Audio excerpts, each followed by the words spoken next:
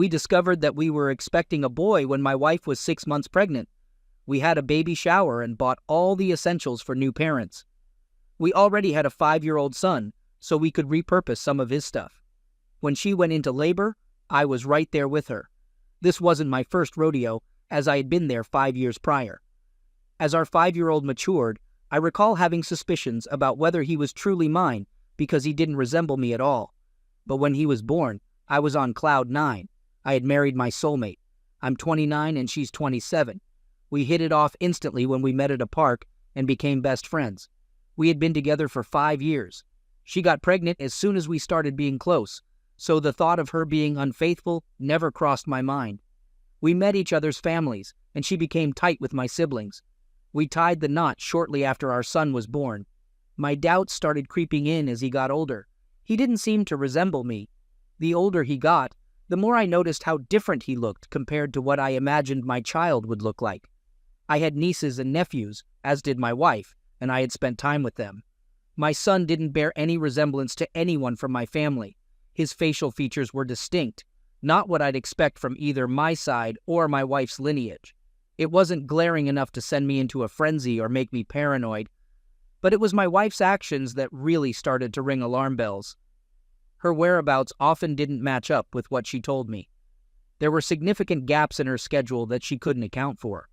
For instance, one weekday she informed me she'd be home late from work, as she was visiting a friend in the hospital. Usually her work timings allowed her to take over from the babysitter, but on this occasion, I had to leave work early to relieve the babysitter due to her supposed hospital visit. As I was looking after the baby, I casually scrolled through Facebook and stumbled upon the profile of the friend she claimed to be visiting. To my astonishment, this friend had just posted a picture of herself on a family vacation. When my wife returned home, I confronted her about this, and she brushed it off, saying it was an old photo. Her reaction made me suspicious that she was lying, so I decided to dig a little deeper and reached out to the friend. I shot a message to her friend, wishing her a quick recovery, and she replied with an elaborate story about her illness. Sensing something was off, I decided to check her boyfriend's Facebook profile too. Sure enough, he was also posting about their vacation, which made it clear that my wife had gone to great lengths to get her friend to lie for her. There were numerous other instances like this. She wouldn't let me interact with anyone from her workplace, and I started suspecting infidelity when a close friend of hers accused her of flirting with her boyfriend. When I confronted my wife about this, she brushed it off, saying they had a falling out and her friend was trying to sabotage our marriage. I took her words with a pinch of salt, never fully buying into her story. Her web of lies started to unravel not long after we got married, but I was too smitten to see it. She would profess her love for me whenever her lies were exposed. If I ever caught her in a lie, she'd try to make me feel guilty, accusing me of being too controlling, judgmental, and suffocating. So when she fell pregnant, I thought it would be a new beginning for us. I thought this would be our fresh start. I found myself in the delivery room, eagerly awaiting the arrival of what I believed to be my second biological son, all the while comforting my supposed wife amidst the medical staff prepping for the imminent birth. She was in agony, blaming me for the pain she was enduring. As I stood by her, gripping her hand tightly, whispering words of comfort and reassurance, the room was buzzing with expectancy.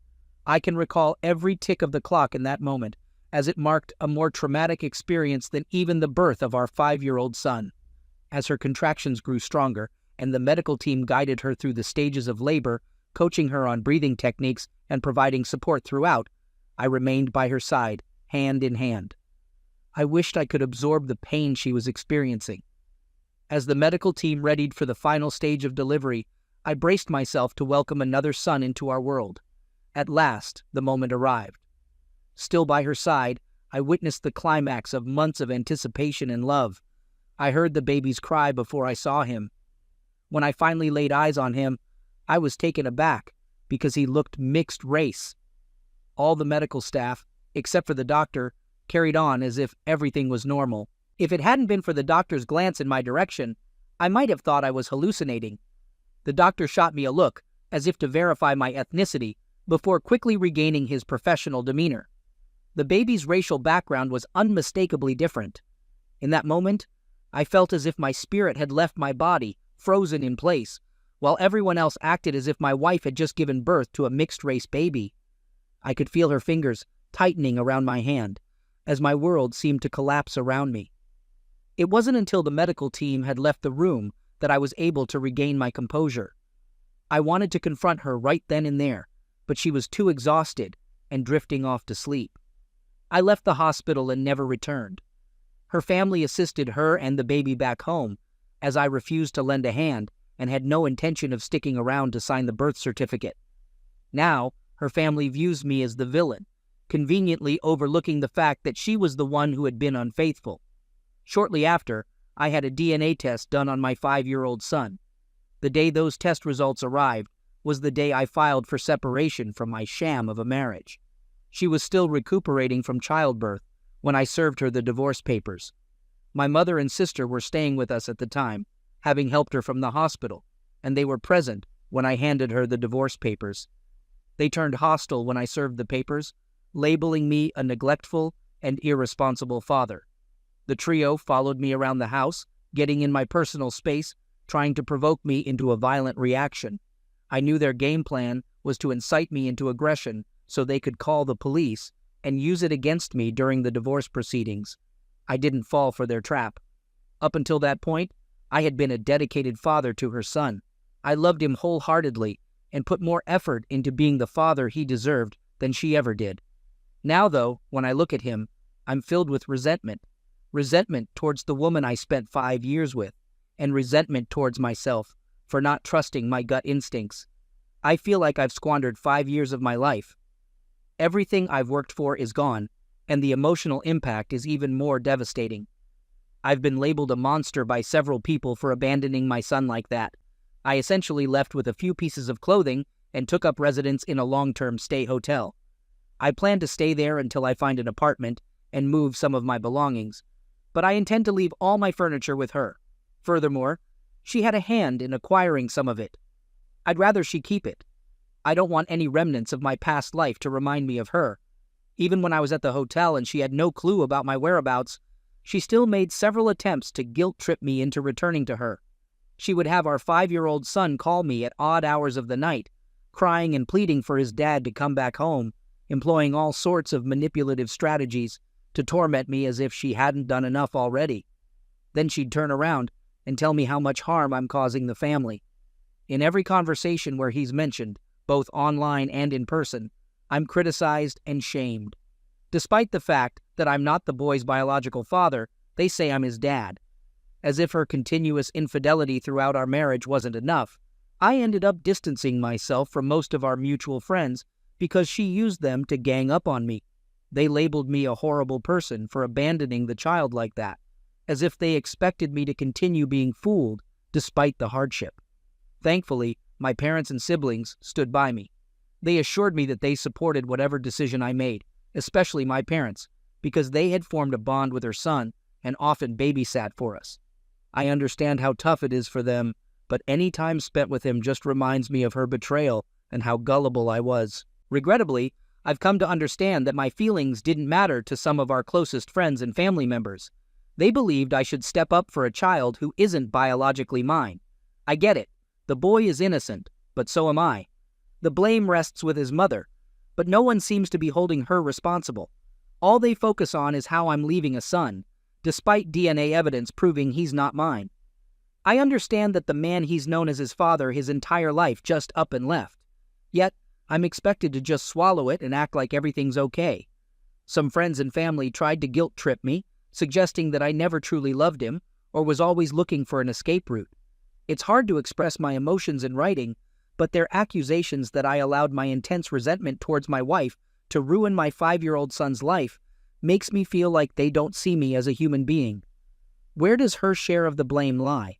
Everyone seems to be handling her with kid gloves. Is anyone going to hold her accountable? I'm expected to play the role of a father to a child that isn't mine and just accept being fooled.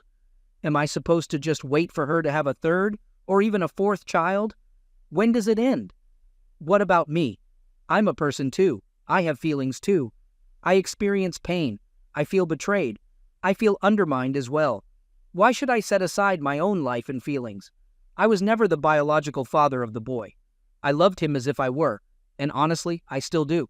But I would grow to despise and resent him if I had to continue in that role, and I would loathe myself for not taking control of my life. He's not my child, and even though he's innocent, he shouldn't be my responsibility. We all know where the blame lies. For those suggesting I stay in the boy's life and act as his father, that's not realistically feasible. We're getting a divorce, and I'm seeking to disestablish paternity. It seems like you're forgetting that I've been cheated on, lied to, and exploited by a selfish, deceitful woman who has now entangled her children in her web of lies. He's an innocent victim of her actions. However, that can't alter the harsh reality we're in. I don't despise him. I feel immense sadness when I think about his feelings, but when I look at him, all I see are the 5 years of my life filled with lies, the 5 years I was used, and the 5 years of mounting doubts and frustrations with a woman who exploited me. There's no way I can set aside my resentment to try and be a part of his life, because the life I thought I had with him was nothing more than a charade orchestrated by his mother. This is the harsh truth I'm grappling with, and I can't, in all honesty, subject either myself or him to this any longer. She knows who the real father is, so why isn't everyone pushing her to seek him out? Has everyone lost their minds? This isn't easy for me. I can't explain to him why I'm currently seeking to disestablish paternity, because she would have me paying child support as a way to keep me entangled in his life. I don't understand why she doesn't want to find his actual father. She's already told me that she'll fight the divorce and put me on child support. She's putting more effort into battling me to stay in the marriage than she did in being a faithful wife. All she had to do was be loyal to me, and she couldn't even manage that. Now, suddenly, it's all my fault. Now she's alleging that I was offensive throughout our marriage. I told her that if I was indeed offensive, then she should do everything in her power to keep her children away from me. But no, she insists that I remain a part of his life. My attorney assures me that I stand a good chance of avoiding child support, as he's handled similar cases in our state. But there's always the risk that things might not go in my favor. Honestly, my main worry isn't about the money. If it were, I'd willingly pay because I still have love for him. But I don't want his mother to weaponize him against me. It's time for me to move forward and begin anew. I've made a massive error, and the time and emotional distress I've experienced are things I can never reclaim.